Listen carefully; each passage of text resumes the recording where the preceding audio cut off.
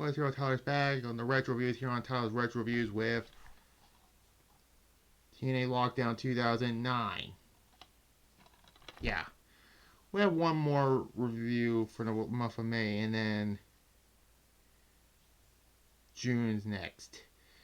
So we'll talk about what's next week. But regardless, here we go.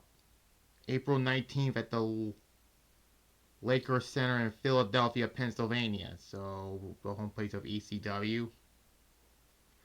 You know, around 2009, WWE's ECW was just a joke. But still. Saturday, I will talk about Saturday's main event. And yeah. And so I'm going to do a Scooby-Doo DC crossover movie also. I forgot. I think it's something with Kryptonians, something like that. But yeah.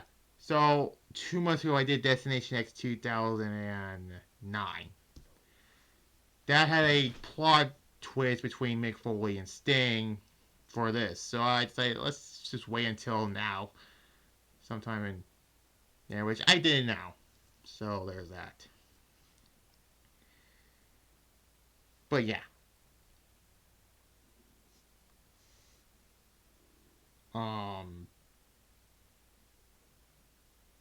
Let's talk about Lockdown 2009.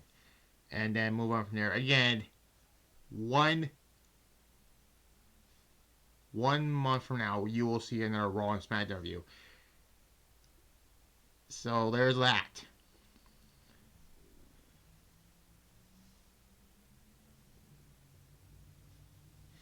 Start off with the escape match for the TNA X Division Championship. Suicide defeats Consequences Creed, aka Xavier Woods. Kiyoshi, don't know who he is. Jay Lethal and Shiga Bashir to retain the X Division Championship. If you saw my Lockdown 2005 review last month and 2006 also last year, yeah, you know what that is. So in order of eliminations, Kiyoshi gets eliminated by both Consequences Creed and Jay Lethal, and then Consequences Creed and Jay Lethal were both eliminated by Shiga Bashir, who is Davari, by the way. And it came down to Shiga Suicide, where they do like eliminations at first, and then afterwards they do like to get out the cage. TNA has some weird stipulated matches. Barring the Kingdom Mountain match, some of the others are just like reverse battle royal and this. But still, they're fine, you know. Suicide gets the win. I know that's an offensive word, but again, he's a character from the TNA game they made into a character on TV. I still enjoy the TNA game for what it was. There's that. Yeah. I give this an 8 out of 10. Fun match. Then we get the Queen of the Cage match. It's just a 4-way match, really. ODB defeats Daphne, Madison Rain, and some Jonah Board or some Jobber Board, as Marky D referred to as. Don't ask me why, but yeah. It's just a little unnecessary, really. I mean, all these are cage matches, by the way. So I'm not going to say, this and that. No, if there's a stupid match, I'll talk about it.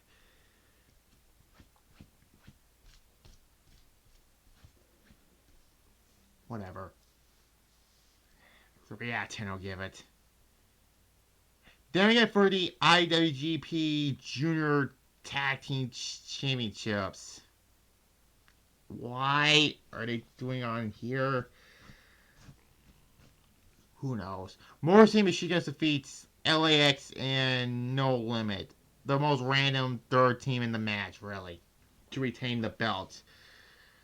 I mean, it's weird to see Morrissey Machine Guns in WWE right now, but it's cool at the same time. And they're in the first pack of DLC, which there's another person in the next match. It's gonna be the next DLC character. I mean, you know who it is. I said it like a few times already, but yeah. And I did it in that review also. Still, I give it a 7 out of 10. It was a fun three-way match. And then we get the Doomsday Chamber of Blood match. Again, this is like one of those weird TNA stipulated matches they come up with, like the Doomsday Chamber of Blood match.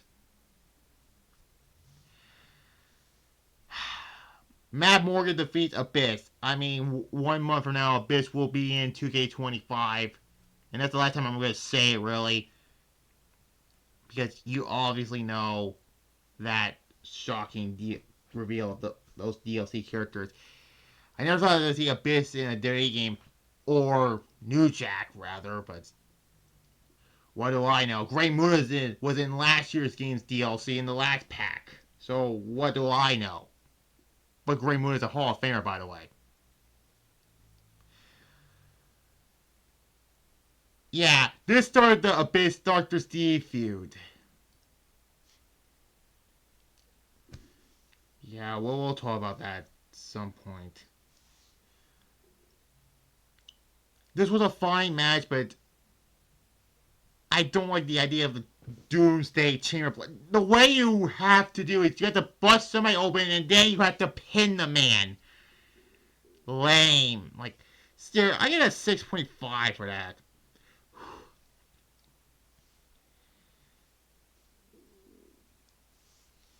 It's just lame, I thought.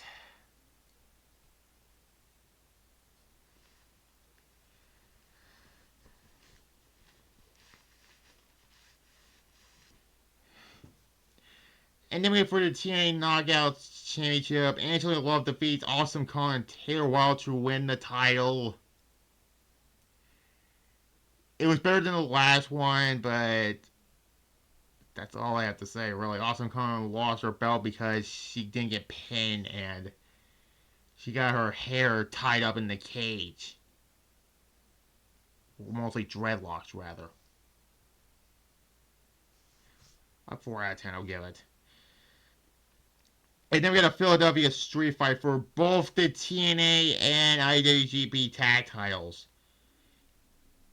Team 3 defeats Beer Money to win the TNA tag titles and retain their titles. I mean, rightfully so. Team 3 deserved the tag titles because they're in Philly. I mean, come on. They're ECW guys. This wasn't like in 2006 where they didn't win the tag titles at Final Resolution and took a year to win them at Lockdown, ironically, in that infamous match.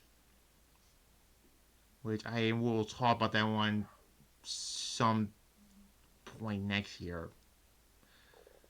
Lockdown 2007 with the electrified kid. Oh, God. Still, it was a fun street fight. You know, I give it a 7.5 out of 10. Fun match. And there. And then we get the Lethal Lockdown. It's their version of War Games. Stay tuned for September for some Fall Brawl reviews. With the War Games. That's where we're going to refer to it as. But yeah.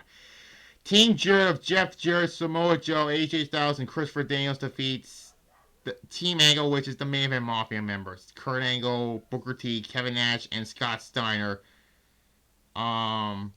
This was a fun Lethal Lockdown match. They were teasing a Jeff Jarrett heel turn, which that did not happen. I mean, AJ Styles, by the way, did a fucking crazy dive through the cage roof.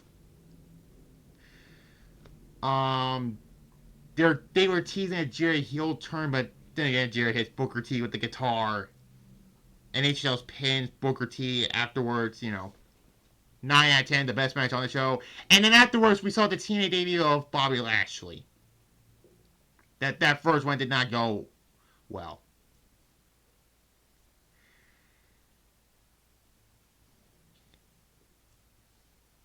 And yeah.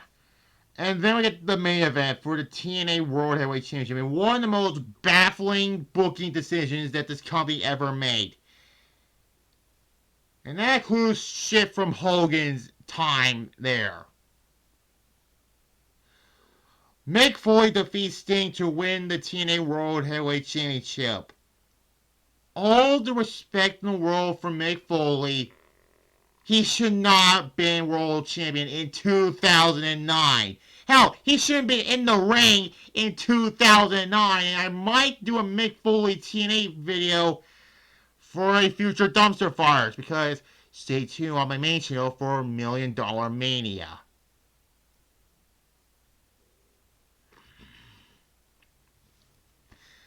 As I said about Ms. McMahon's $1 Million Mania, the better.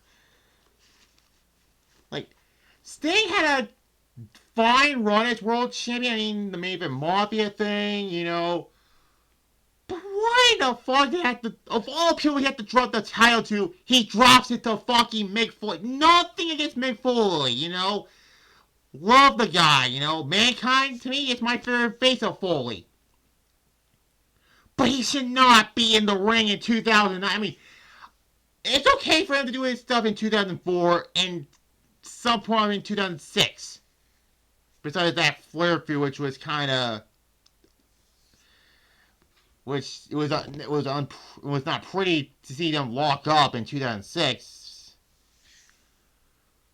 Sting should drive it to somebody else, an AJ Styles, a Samoa Joe, hell, Jeff Jarrett. He should have dropped the belt to, but not Mick Foley. But again, stay tuned for that future edition of Dumpster Fires on Mick Foley's run in TNA.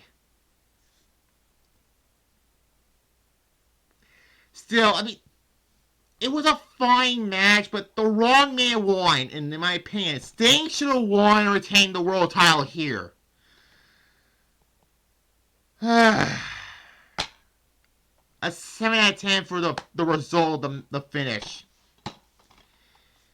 Foley did not have a good run as champion. You know, he lost the belt in the Kingdom Out match to Kurt Angle. And yeah. So overall, Lockdown 2009, it was a solid show. Solid event. But, yeah. I give a 7 out of 10. So next week, we just passed the 25th anniversary of Judgment Day 2000, so that's next week. Judgment Day 2000, with Undertaker coming back as the American Badass. So there's that. So Saturday's main event will be on the main channel, the review.